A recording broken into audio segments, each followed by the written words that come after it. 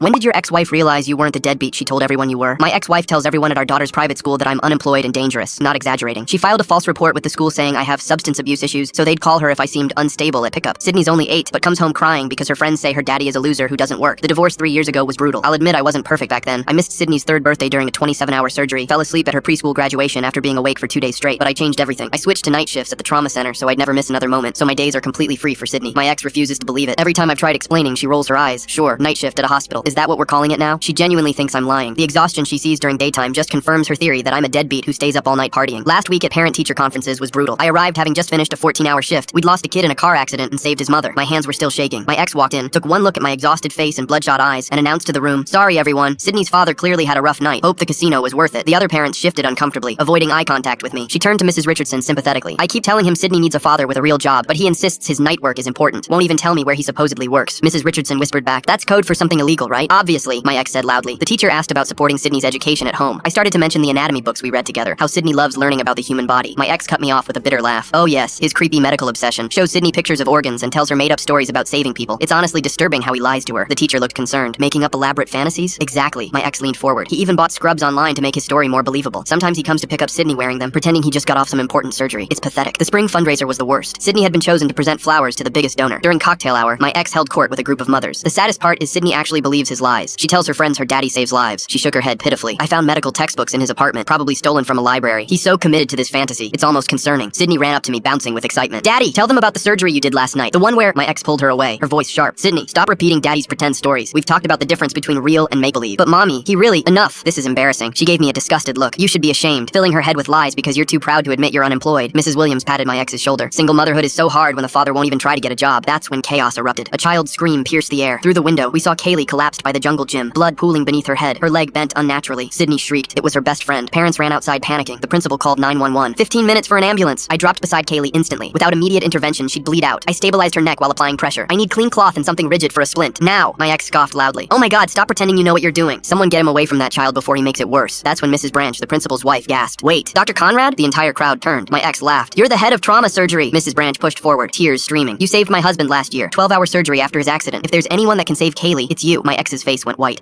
No, he doesn't even have a job. "He works every night," Mrs. Branch corrected. "The staff told me he switched his entire schedule 3 years ago to be available for his daughter during the day." Parents stared at my ex in shock. "You said he was unemployed," someone whispered. "You told us he was a deadbeat who refused to work," Mrs. Richardson said slowly. "You made us feel sorry for you." Sydney pulled free from her mother. "I told you daddy was a doctor. I told you every day, but you said I was lying like him." My ex stammered. But he never— The exhaustion, the bloody clothes." As the ambulance arrived, the paramedic's face lit up. "Doc Conrad, Kaylee's going to make it because of you." The crowd surrounded Sydney with protective hugs while my ex stood alone, her face burning with humiliation. That night, she sent one text. "Why didn't you try harder to tell me?"